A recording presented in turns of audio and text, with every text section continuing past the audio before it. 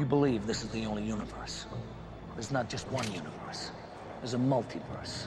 We think, when I say we, just the scientific community, physicists who concern themselves with the very early universe, cosmologists, that the laws of physics as we experience them are set in the very earliest stages of the universe.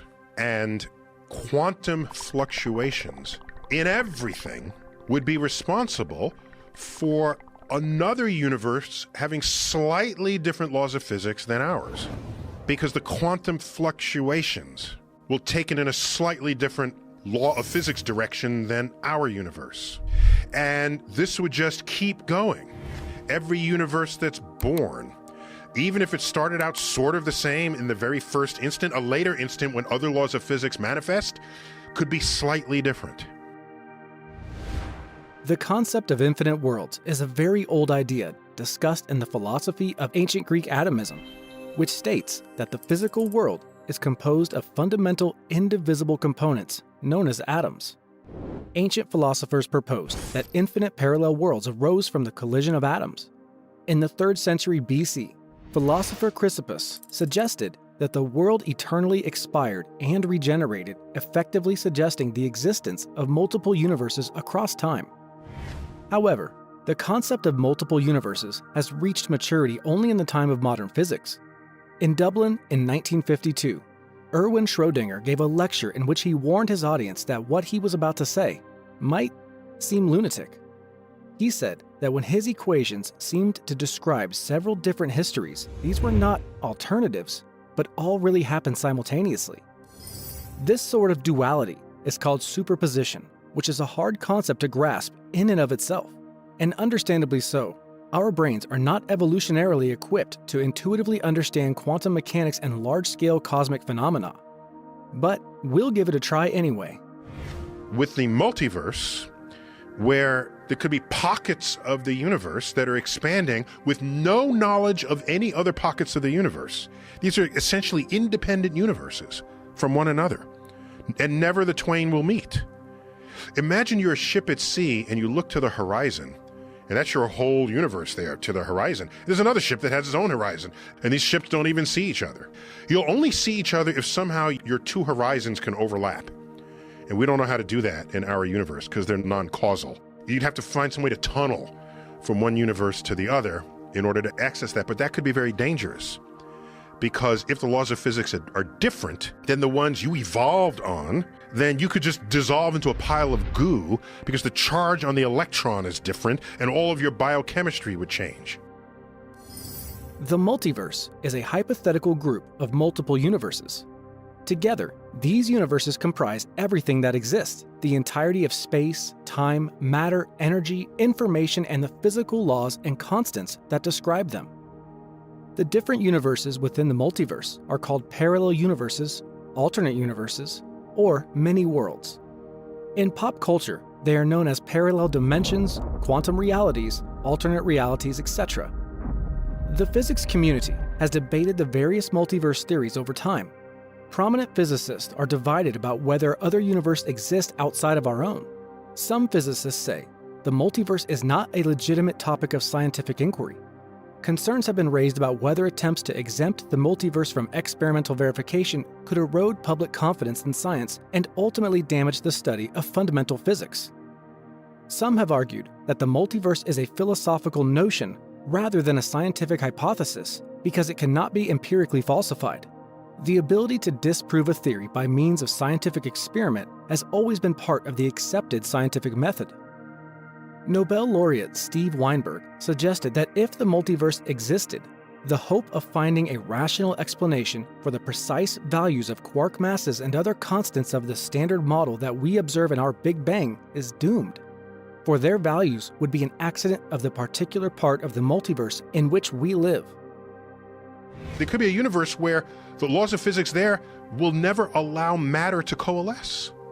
You'll never get stars. That would be a lifeless universe. There could be another universe where you can make stars, but you don't make heavy elements. That would be a universe with stars, beautiful night skies as we have now, but nothing that we know and love. No planets, no life. Some scientists analyzed the data from the Wilkinson Microwave Anisotropy Probe, an uncrewed spacecraft operating from 2001 to 2010 that measured temperature differences across the sky in cosmic microwave background, the radiant heat emitted from the Big Bang, and claimed they found evidence suggesting that our universe collided with other parallel universes in the distant past. However, a more thorough data analysis from the Wilkinson Microwave Anisotropy Probe and from the Planck satellite, a space observatory operated by the European Space Agency from 2009 to 2013, which mapped the anisotropies of the cosmic microwave background, did not find any statistical significant evidence of universe collisions. There was no evidence of any gravitational pull of other universes on ours either. And to add insult to injury to the proponents that the multiverse hypothesis has been backed up by statistical evidence, the Planck satellite has a resolution 3 times higher than the WMA probe. In the 1920s, quantum mechanics was invented, discovered, however you want to think scientific advances take place. Quantum mechanics is the study of the small, how particles behave. And we learned that if you get to a small enough scale, you lose the ability to predict with precision the behavior of the system. You can only describe it statistically. And there are ranges of things it can do, and all you can describe is the range of properties that it may have. Well, here's this big grand universe we have described by Einstein's general theory of relativity. But at the Big Bang, the entire universe was the size of an atom. And so you have the need to have the physics of the small, quantum mechanics, marry the physics of the large, general relativity, because they're occupying the same space. Now, when you take quantum mechanics and apply it to aspects of the fabric of space on that scale, what you have is a gurgling of the fabric of space-time. In fact, it's been called a quantum foam. And so now, when you look at this foam, applying the laws of quantum mechanics to it, you realize that this fabric is not limited to one zone or another. In fact, there's a region of the fabric that could hatch out an entire universe with the variations in the laws of physics simply because the conditions that would spawn the laws of physics had variation in them. And so the multiverse is not just some invention out of the ether. It flows out of an application of quantum mechanics to general relativity.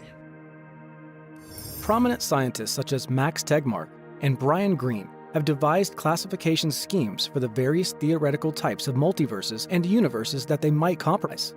Max Tegmark has provided a taxonomy of 4 levels of universe beyond the familiar observable universe. Level 1 is an extension of our universe. A prediction of cosmic inflation is the existence of an infinite ergodic universe, which, being infinite, must contain Hubble volumes realizing all initial conditions. Level 2 are universes with different physical constants. In the internal inflation theory, the multiverse or space as a whole is stretching and will continue doing so forever. But some regions of space stop stretching and form distinct bubbles that are embryonic level 1 multiverses. Level 3 is the many worlds interpretation of quantum mechanics. One aspect of quantum mechanics is that certain observations cannot be predicted absolutely. Instead, there is a range of possible observations, each with a different probability. According to the many worlds interpretation, each of these possible observations corresponds to a different universe. Level 4 is an ultimate ensemble. The ultimate mathematical universe hypothesis is Tegmark's own hypothesis. This level considers all universes to be equally real, which can be described by different mathematical structures. Tegmark remarks that abstract mathematics is so general that any theory of everything which is definable in purely formal terms, independent of vague human terminology, is also a mathematical structure. He argues this implies that any conceivable parallel universe theory can be described at level 4 and subsumes all other ensembles. Therefore, this level brings closure to the hierarchy of multiverses, and there cannot be a level 5. The American theoretical physicist Brian Greene discussed 9 types of multiverses, but we will discuss them in another video. Enough head scratching for today. Thanks for watching. Did you like this video? Then show your support by liking, subscribing, and ringing the bell to never miss videos like this.